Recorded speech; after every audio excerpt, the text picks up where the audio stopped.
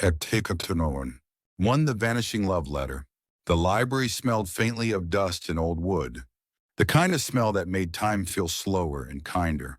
Mr. Choi rubbed the ache in his knee, muttering that books were heavier than pride these days, and slid a thick history volume from a high shelf.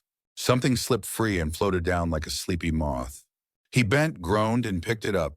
A letter, yellowed, careful cursive, a ribbon's ghost still pressed into the crease. Dear Jay, the first line, whispered, as if it had been waiting for breath since 1975. Mr. Choi chuckled. A love letter? Ha! He thought it was someone's grocery list from 1975. Flour, eggs, and a little courage. He turned it over and almost closed it again. He was not the kind of man who rummaged through other people's hearts, but curiosity landed where it wished. The next lines were simple, shy, and unspooled like warm noodles. I wanted to tell you sooner. I didn't know how. Meet me where the wind smells like cinnamon, near the red door that sticks. Cinnamon. In Seoul, that could be any bakery in a 3-block radius, but the red door that sticks was a dead giveaway. Only one of those existed on his street, and it belonged to Mrs. Lee's tiny deli. The door always squeaked like a violin with stage fright. He closed the letter and told himself he would put it back, where it belonged, the past. He set it on the front desk and went to make tea. The whistle sang. When he returned, the letter was gone. He searched the counter. He checked under the stamp pad and behind the sign that said, Please whisper, books get jealous. He even looked in the history volume again, in case time had politely returned what he had borrowed. Nothing. The letter had vanished twice in one day, once in 1975 and once right now. The door jingled and Jenny Han stepped in, balancing a stack of returned novels. She was in her 40s, brisk and bright, a tutor who sprinkled humor on grammar until even commas behaved. She shook rain from her umbrella and gave Mr. Choi a smile that could have been a lamp. Busy day, she asked. Busy for a Tuesday, pretending to be a Friday, he said. And if you see a shy piece of paper wandering around, tell it I'm not mad, just disappointed. A piece of paper? A letter, he admitted. It fell out of a book. I might have read 2 lines. It smelled like cinnamon and trouble. Sounds like my 20s, she said, setting down the novels. Where did it go? Into thin air. Or possibly into the hands of fate with sticky fingers. Jenny peered over the counter. Nothing there but the librarian's mug and a dish of peppermint candies. One candy was missing, which was no surprise. Mr. Choi insisted candy calmed noisy thoughts. He tapped his mug, thinking. Mrs. Lee's red door stuck like an old story. Cinnamon, he repeated. The deli. You think the letter wants you to go? Jenny said. I think I'm too old to be summoned by spices, he said. And yet my feet seem to disagree. Jenny laughed. I'm on break. Let me grab you before you run off with your knee. She meant his aching knee, which had the personality of a retired actor, dramatic and needy. They locked the library, the bell tinkled, and the street greeted them with a drizzle like gentle gossip. At Mrs. Lee's deli, the red door stuck as promised. Mrs. Lee smacked it with her palm like a TV from the 90s, and it swung open with proud reluctance. The deli smelled like kimchi, roasted garlic, a hint of cinnamon and ambition. On the counter sat a tray of rice cakes. Wearing a coat of spicy red like a new blazer. Cinnamon buns today, mister? Choi asked. Special order, Mrs. Lee said. And who gave you permission to look 10 years younger? Is it the rain? Or are you finally in love? He nearly swallowed his answer. Jenny coughed into a laugh. We're hunting a letter, she said. A vintage romantic one. Possibly passed through here. Mrs. Lee leaned in. 2 people have already asked me about a letter. One was a man who bit his lip like it owed him money. The other was a fellow with a tourist grin and a hat that says world's okay as cook. He kept mispronouncing Tiogbaki like it was an Italian opera. Mr. Choi blinked. A tourist? Not a tourist. The English teacher from the building next to yours, Mrs. Lee said. Mr. Smitherintham. He's been here 6 months and still calls Perilla leaves shy men. Mr. Smith burst in then, umbrella dripping confessions everywhere. He wore the world's okayest cook hat, like a crown you win at a county fair. He saw Mr. Choi and Jenny in Brighton. Team letter, he said. You got my message? Message. I slipped a sticky note on your desk, he told Mr. Choi. The door was open. I saw the letter. I borrowed it. I was going to return it with upgraded suspense, but then it disappeared from me too. Vanished. Poof. Like my abs after 30. Jenny stared. You borrowed it? Borrowed, not stole, he said. Academic curiosity. Also romantic nosiness. But a gust came when I was reading, and the letter just wasn't there. I thought maybe I hallucinated it. But my hallucinations usually involve chocolate cake. Mrs. Lee slid a plate of rice cakes between them, the sauce, simmering like a gossip column. Eat before you accuse each other of crimes of the heart, she said. Sauce heals. They ate. They licked sauce off fingertips the way dignified adults sometimes do when no one's looking. Which is to say today, Mr. Smith pointed a rice cake like a scholarly pointer. The letter says he tapped the air. Meet me where the wind smells like cinnamon, near the red door that sticks. That's here. So either the meeting happened or fate is late. Mr. Choi sighed. We're 4 people in a deli sharing a mystery like a bowl of stew. If this were a drama, someone would misunderstand someone else in a way. That's both improbable and inevitable. Jenny lifted an eyebrow. Please don't summon misunderstandings. They arrive even when uninvited. As if on cue, the deli door wheezed again, and a tall woman stepped in, rain on her shoulders like delicate embroidery. She was in her 50s, stylish, with eyes that looked like they remembered things well. She froze when she saw the plate of rice cakes, then smiled with a wistful tilt. Cinnamon, she asked. Mrs. Lee nodded. Special. The woman's smile trembled. I once waited by a red door for someone who promised cinnamon. I waited an hour. Then 2. I thought maybe he meant a different door, or a different me. Silence squeezed in. The rain took a breath. Jenny stepped closer. Did you leave a letter? The woman shook her head. I received one. It said, she paused. It said, I'm sorry for running late. I'm ready now. Meet me where the wind smells like cinnamon. Signed only with an initial. J. Mr. Choi felt the room lean toward her. Another J. The letter had said Dear J at the top. Unless his memory had been swapped for a goldfish, which happened sometimes when he skipped his nap. He folded his hands. And then, he asked? I went, the woman said. I waited. I bought a cinnamon bun. I pretended it tasted like patience. Eventually, I went home and told myself the letter was a mistake. Back then, mistakes wore suits and ties and sometimes told pretty stories. What year? Jenny asked gently. 1975, the woman said.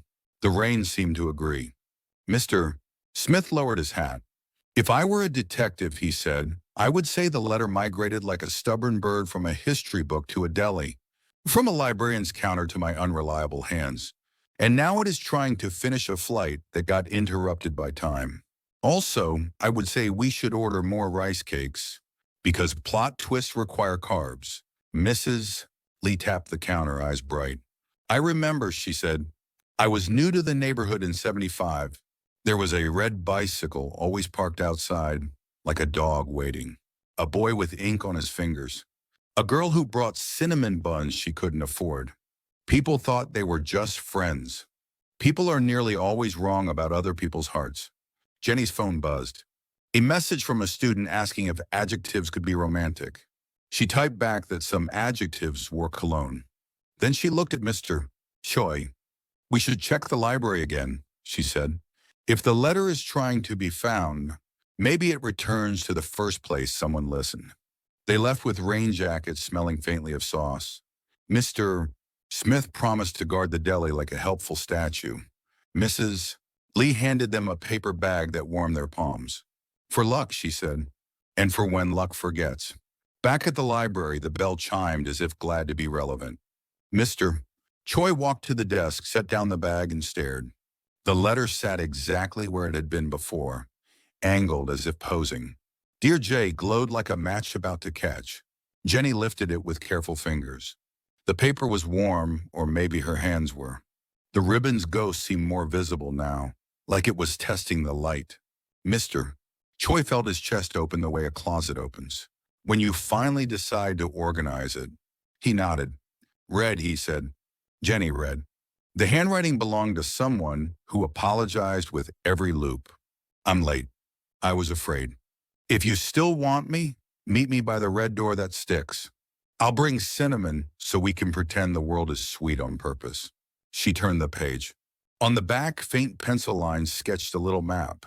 The deli, a side alley, an arrow labeled rooftop, a tiny note for a view that forgives. Beneath it, an initial. J. Jenny frowned. J wrote to J, or the writer's name is J, Mr. Choi said, and the receiver was someone else. Or both were J, said Jenny.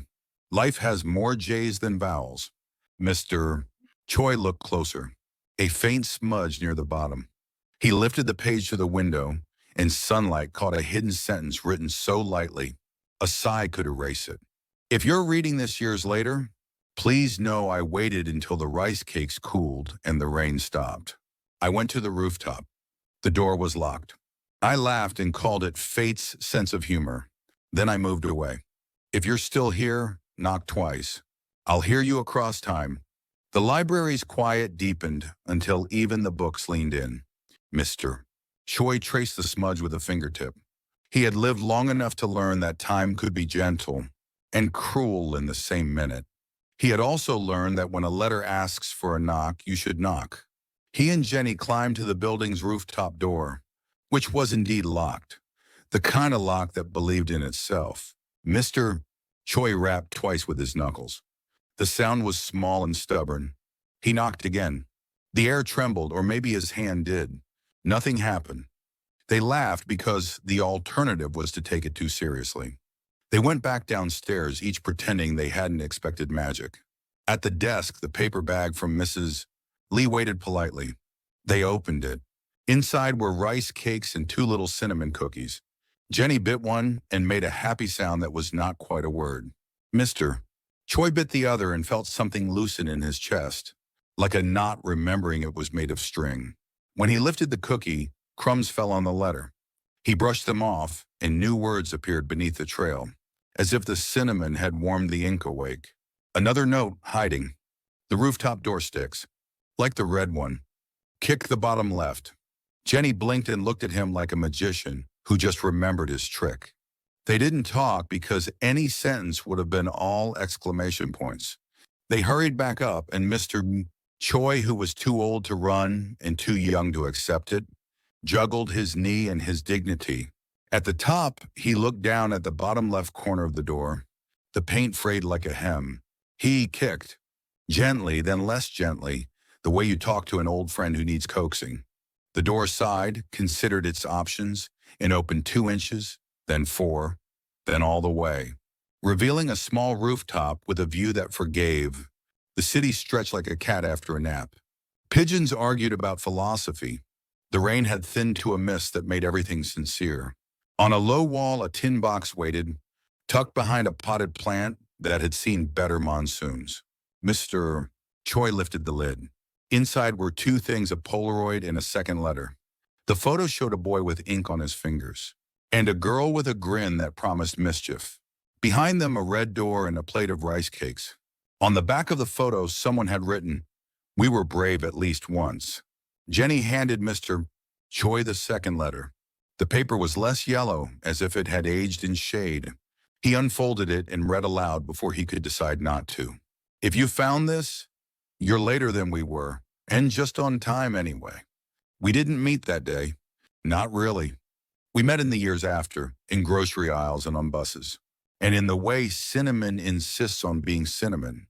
If J is still J and you are still you, then let this be permission to be late and brave." He felt his eyes do the thing eyes do when they want to look like windows. Jenny touched the tin and smiled. The smile had a little pain in it and a lot of mercy. "Late and brave," she said. "That's our assignment." They carried the tin downstairs like a fragile truth. He set the photo by the register where the peppermint dish used to sit. He slid the letters into archival sleeves as if history were a delicate patient. And then they did something impractical and necessary. They returned to Mrs. Lee's deli, climbed the little stair to the rooftop, and opened the newly cooperative door. The mist had retired. The city looked rinsed. Mrs. Lee joined them with a tray because trays are how some people express affection. Mr. Smith arrived with his world-class okayness and a thermos of tea. The four of them sat beside the potted plant. The plant approved. They ate rice cakes and cinnamon cookies and told a story out loud in the order it deserved. Mr. Smith said he had never kicked a door for love and asked if it counted that the door was mostly locked by narrative. Mrs. Lee declared that all locks are partly made of narrative. Jenny said adjectives could be romantic, and no, she would not be taking follow-up questions. Mr. Choi said he had always thought he was on the last chapter, and now it seemed he had accidentally turned to the middle. They laughed in the way people do, when they're glad the world is sillier than they feared. They watched the street weave its tiny plots. Somewhere a bicycle bell rang, and somewhere else a kettle decided to sing. The day exhaled. When the tray was empty and the tea gone, Mr. Choi took the first letter and turned it over one more time. In the corner, a dull pencil mark shaped like a dot and a dash. Morse code or a teaser? He squinted. Jenny leaned in. Mr. Smith leaned in so far his hat fell off, and Mrs. Lee rescued it like a baby chick. The dot and dash arranged themselves into meaning the way clouds sometimes become dragons. If you want them to in room 305, it said, if you were liberal, with imagination and very friendly with punctuation. Beside it, another faint scribble, 4 o'clock. Bring courage. And below that, the smallest smile anyone had ever drawn. Not a mouth exactly. A promise. They looked at each other, adults with bills and routines and knees with opinions, and felt the word adventure stand up in them. Like a person in a crowded train who finally sees their stop. Mr. Choi folded the letter, the paper a soft heartbeat in his hands. Jenny stood brushing a sesame seed from her skirt. Well, she said, it's 3:30. Mrs. Lee smiled the smile of a general who has just remembered where she hid the spare helmets. I'll pack provisions. Mr. Smith picked up his hat, serious for once. I'll bring my world-class okayness. It helps in elevators. Mr. Choi looked at the city. He felt late and brave and exactly the right amount of foolish. He tapped the letter against his palm and nodded. Let's go ask room 305 what it remembers.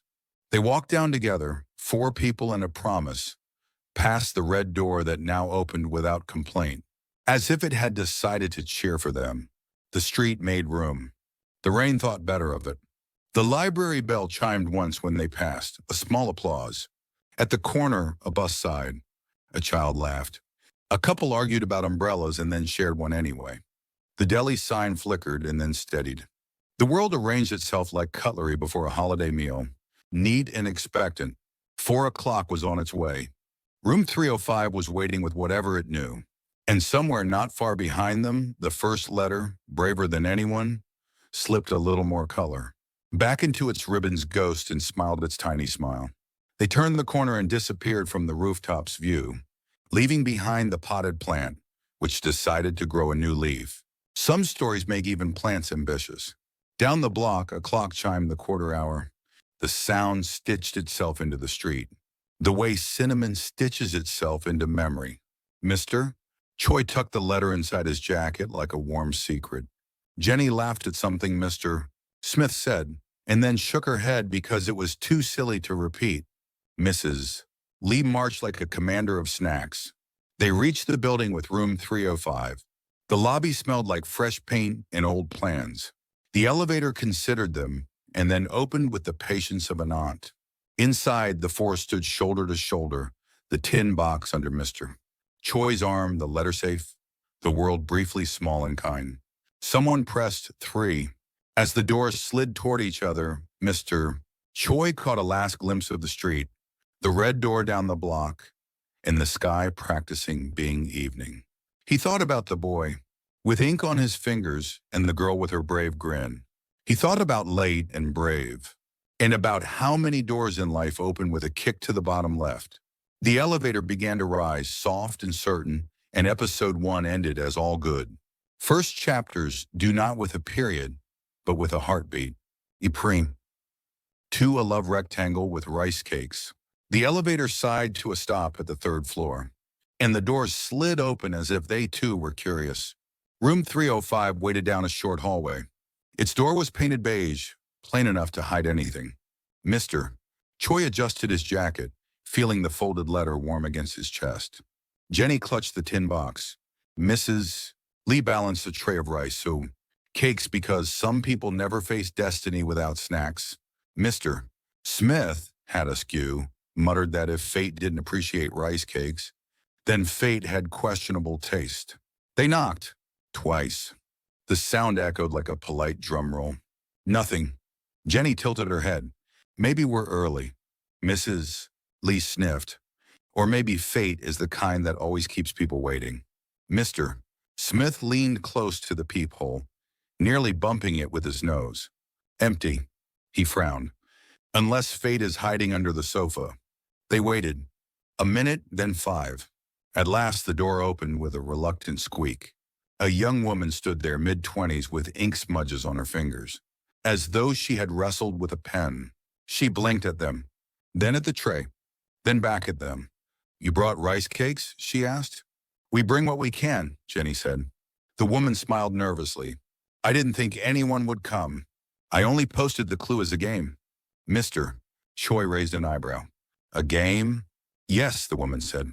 I'm writing my thesis on urban legends. The Vanishing Love Letter of 1975 is one of them. I wanted to see if anyone still cared. She bit her lip. And apparently you care enough to form a marching band. Mrs. Amarsines. Lee looked offended. This is no game. The letter is real. It's been traveling like a restless pigeon. Mr. Smith nodded solemnly. Also, we take our marching band very seriously. He tapped his hat. I play the triangle. The woman's eyes widened. Wait, did you say you actually have the letter? Jenny held it up carefully. The young woman gasped. That's impossible. That's the letter from the legend. It was supposed to be lost forever. She ushered them in. Room 305 was small but crowded with books, maps, and half-empty coffee mugs. On the wall, photos were pinned with strings, connecting them in a web of red yarn, words scrawled on sticky notes: cinnamon, rooftop, red door. It looked like the conspiracy corner of a detective who watched too many dramas. The woman introduced herself. Soo Jin. Graduate student, sleepless division. She took the letter, eyes shining. My professor said this story was just romantic gossip. 2 people named Jay, meeting, missing, never finding each other. But if you've really seen the letter appear and disappear, it did, Mr. Choi said. Twice. Maybe 3 times if you count Mr. Smith's butterfingers. Hey, Mr. Smith protested. Butterfingers are a cultural delicacy. Sujin laughed. But then her smile faltered. The problem is, every story I've collected says different things. In one version, the couple ran away together. In another, they fought over who forgot the cinnamon.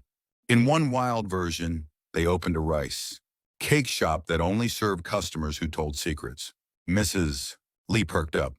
That's actually not a bad business idea. Jenny shook her head. The truth is hidden somewhere. Maybe the letter wants us to choose. Before they could answer, the door burst open.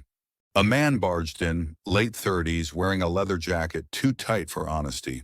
He froze when he saw them. Oh, wrong room. Then he spotted the letter in Sujin's hands. His eyes narrowed. That's mine. Mr. Choi stepped forward, voice steady. Yours? The man smirked. My grandfather wrote it. Family heirloom. You've got no right. Jenny arched a brow. Convenient claim. What's his name? The man hesitated. Jai Jimwoo. Or Jong something. Mr. Smith coughed. Uh-huh. The legendary Mr. Jong something. I've read all his works, especially his shopping lists. Mrs. Lee brandished her tray like a shield. Don't you lie about rice cakes and romance. The tension thickened. The man lunged. Sujin gasped. Mr. Choi, without thinking, shoved the tin box into his arms. It clattered open, rice cakes spilling like red confetti across the floor. The man slipped, cursed, and landed on his backside, coated in sauce. Silence. Then Jenny burst into laughter. A love rectangle, she said. 4 people, 1 letter, and now a sauce-covered intruder. Mr. Smith pointed. Technically, with him, it's a love pentagon. And pentagons are unstable. The man scrambled up, furious and embarrassed. You'll regret this, he snapped, and bolted down the hall, leaving a trail of red footprints. They stared after him. Sujin wiped her eyes. This is absurd. But maybe that's what the legend wants to create chaos. Until someone finds the truth. Mr. Choi sighed. Love often creates chaos, with or without letters. They cleaned the floor as best they could. Mrs. Lee mourned the rice cakes. Mr. Smith suggested they memorialize the fallen snack with a moment of silence. Jenny said they should just order more. When the laughter faded, Sujin unpinned a map from the wall. Look, every witness account circles back here. The red door, the deli, the rooftop, but some mention a second meeting place. She pointed at a scribble near the edge, old cinema, midnight. Mr. Choi traced the words with his finger. The cinema closed years ago, but the building's still there. Then that's where the next chapter leads, Jenny said. They left room 305 together, the hallway echoing with their footsteps. Outside, the drizzle had stopped. The air smelled faintly of cinnamon again, as though the city itself were in on the joke. Mrs. Lee carried an empty tray, promising to refill it. Mr. Smith hummed a tune suspiciously similar to a drama theme song. Sujin hugged her notes like a shield. And Mr. Choi, tired but smiling, thought that maybe life was less about finding answers and more about sharing rice cakes with whoever showed up. Down the block, the old cinema's sign flickered weakly, half the bulbs dead, the other half stubborn. Midnight was hours away, but the story was already waiting. And the love rectangle, possibly pentagon, was only getting started. 3 kimchi stew and almost a kiss. The old cinema stood like a stubborn memory, its sign flickering in half-hearted Morse code. Midnight was still hours away, but the group gathered at the entrance anyway. Mr. Choi adjusted his jacket. Jenny hugged her notes. Mrs. Lee carried yet another tray, this time kimchi stew in a thermos. Because destiny, she said, is easier to face with soup. Mr. Smith, of course, wore his world's okayest cook cap, proudly humming a tune that sounded suspiciously like elevator music. The doors groaned when they pushed them open. Inside, the cinema smelled of dust. Popcorn long retired and something faintly sour like secrets. Rows of red velvet seats sagged like tired gossipers. The screen was gray, blank, waiting for a story. Sujin, the graduate student, whispered, My research says couples used to sneak in here. They said the balcony was cursed. Anyone who kissed there broke up within a week. Mrs. Lee scoffed. Or maybe they just ate too much garlic before the kiss. They climbed the stairs to the balcony, flashlights slicing the dark. Mr. Choi's knee complained with every step, but he told it to hush. Romance was waiting. At the top, they found a wooden table with carvings, etched deep initials, hearts, even one that read J loves J forever maybe. Jenny touched the carving gently. Another J. Always J's. Mr. Smith squinted. J could stand for kimchi, just saying. He tapped his cap. Culinary theory. They laughed softly, but the laughter dried when they noticed something. A folded note sitting on the table, as if it had been waiting since the last film rolled. Jenny picked it up with careful hands. The letter said, if you're here, you're late. But maybe being late is the bravest thing. Meet me where the stew bubbles, because love needs fire. They turned to Mrs. Lena. She grinned and lifted the thermos. Well, look at that. My stew is practically a prophecy.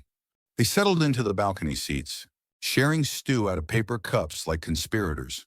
The broth steamed, spicy and alive. Mr. Smith slurped loudly. This is it, he said.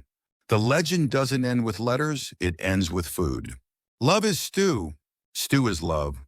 Jenny rolled her eyes but smiled. Mr. Choi, watching her laugh in the flickering light, felt something stir. Something old, something shy. He leaned a little closer. Just a little.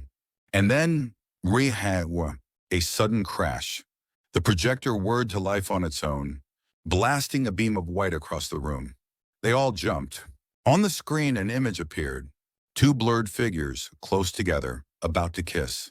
The film was grainy, the kind that looked like memory. Jenny froze, her cup trembling. Is this them? The Jays? Mr. Choi leaned back, cheeks warm. The almost kiss had slipped away, stolen by ghosts of the past. Mr. Smith clapped his hands. Perfect. Cinema magic interrupts romance. Classic trope. The projector sputtered and died, leaving them in darkness again. Silence. Then Mrs. Lee cleared her throat. If anyone is planning to kiss, do it quickly, before the kimchi stew cools. They laughed again, but softer. This time aware of something delicate between the jokes. Sujin flipped through her notes. Every version of the story ends differently. Some say the couple reunited. Some say they missed each other forever. Maybe we're supposed to choose the ending ourselves. Mr. Choi thought of the Jays, of waiting by red doors, of letters that vanish and return. He thought of being late and brave. He glanced at Jenny, who met his eyes and didn't look away. But before anything could be said or not said, the cinema doors slammed open. The leather jacket man from before stormed in. Sauce, stains still clinging like battle scars. He pointed at them. I told you that letter belongs to me. Mr. Smith whispered, Ah, the villain returns. Does he want stew too? The man stomped up the stairs. Hand it over, he barked. That note. The stew note. All of it. Mrs. Lee calmly held out her tray. Have some stew first. You'll fight better with a full stomach. He slapped the tray, spilling red broth across the floor. The smell of garlic and chili filled the air, hot and sharp. Jenny gasped. Mr. Choi stood, his voice firm. Enough. This isn't yours. This is everyone's story now. The man sneered. Then let's see who the story chooses. He lunged for the letter but slipped again, this time on the stew. He landed flat, steaming broth soaking his jacket. Mr. Smith raised his hands like a referee. And that, ladies and gentlemen, is why kimchi stew is the hero. We didn't know we needed. The man scrambled up, cursing, but his anger looked foolish now, dripping with stew. He fled, muttering threats, leaving behind only the smell of chili. Silence fell again. Jenny exhaled, holding the letter. The balcony seemed to breathe with them. Mr. Choi sat down slowly. The moment had passed, but maybe another would come. He smiled faintly. Almost a kiss, he murmured. Almost is better than never. Jenny looked at him, eyes soft. Maybe the next chapter won't be almost. They finished the stew together, the projector still and silent above. The carved initials watched from the table. J's tangled in wood grain. Midnight ticked closer. The legend was still unfinished. But for now they had warmth, laughter, and the promise of something more. And in the lingering steam of kimchi stew, love awkward, spicy and brave was still cooking. Upei, for the biggest pot of love. Midnight arrived like a guest who had been circling the block, wondering if it was too late to knock. The group Mr. Choi, Jenny, Mrs. Lee, Mr. Smith and Sujin stood outside the cinema once more, the letter, trembling in Jenny's hands. The words on it shimmered faintly in the streetlight. The final answer waits. Where pots are never empty, where fire never dies. Mrs. Lee clapped her hands. Pots that are never empty? That can only mean one thing. My kitchen, Mr. Smith grinned. Or an all-you-can-eat buffet. But Destiny probably can't afford that. They laughed, but followed Mrs. Lee anyway. Her deli glowed in the night, the red door sticking as always, complaining with a squeak before letting them in. The smell of garlic, sesame, and chili filled the air like a warm blanket. On the counter, waiting as if summoned, sat the biggest pot they had ever seen. Stainless steel, polished, steam rising from within. Mrs. Lee beamed. Tonight I made everything. Stew, rice cakes, dumplings. If love is a battlefield, this is our arsenal. They gathered around the pot like worshippers at a shrine. Jenny unfolded the letter again. The final line revealed itself now, ink blooming in the steam. Love is not in the letter. Love is in the sharing. Silence fell, the good kind, like the hush before music starts. Mr. Choi cleared his throat. Then we share. They took bowls, filled them, steam curling into the ceiling. Mr. Smith lifted his spoon solemnly. To love rectangles, pentagons, and whatever geometry fate prefers. Jenny clinked her spoon against his. To almost kisses that wait for courage. Sujin raised hers. To stories that refuse to end. Mrs. Lee smiled, her eyes shining. To pots that never run empty. They ate. The flavors were bold, fiery, comforting. Mr. Choi felt warmth spread through him, not just from the stew, but from the people around the pot. Family, though not by blood. A rectangle that had become a circle. But then, of course, the leather jacket man returned, smelling faintly of dried chili. He burst through the red door, furious, eyes fixed on the pot. If I can't have the letter, he shouted, then I'll take the stew. Mr. Smith sighed. Sir, you're embarrassing yourself. This is sacred stew. The man lunged, grabbing the pot handles. But the pot was too heavy, too hot, too full. He staggered, slipped once more on a smear of sauce, and fell flat. The pot wobbled but stayed firm, protected by Mrs. Lee's quick hands. She glared at him. You don't deserve stew. Not yet. Come back when you're ready to share, not steal. Defeated, the man crawled out, muttering. The group watched him go, then turned back to the pot. Jenny laughed, a clear, ringing laugh. He's been defeated 3 times by food. That has to be some kind of record. Mr. Choi chuckled. Food has a way of telling the truth.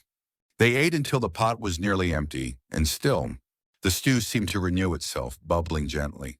It was as if the letter had been, right, the biggest pot was never truly empty when shared. Afterward, they sat in contented silence. The night outside was soft. The city breathed quietly. Mr. Choi looked at Jenny, his heart full. He leaned closer. This time, no ghosts interrupted, no projectors flickered. Just the warmth of stew and laughter. Their lips brushed, gentle, late, brave. The others politely pretended to be very interested in their bowls. Mr. Smith hummed the national anthem of nowhere. Mrs. Lee refilled the pot. Sujin scribbled in her notebook with a smile. When they parted, Jenny whispered, maybe the Jays weren't meant to finish their story. Maybe we were. Mr. Choi nodded. Late and brave, he said. That's us. The deli glowed brighter somehow, the pot bubbling happily. The letter resting on the counter faded slowly, the ink dissolving into nothing. Its work was done.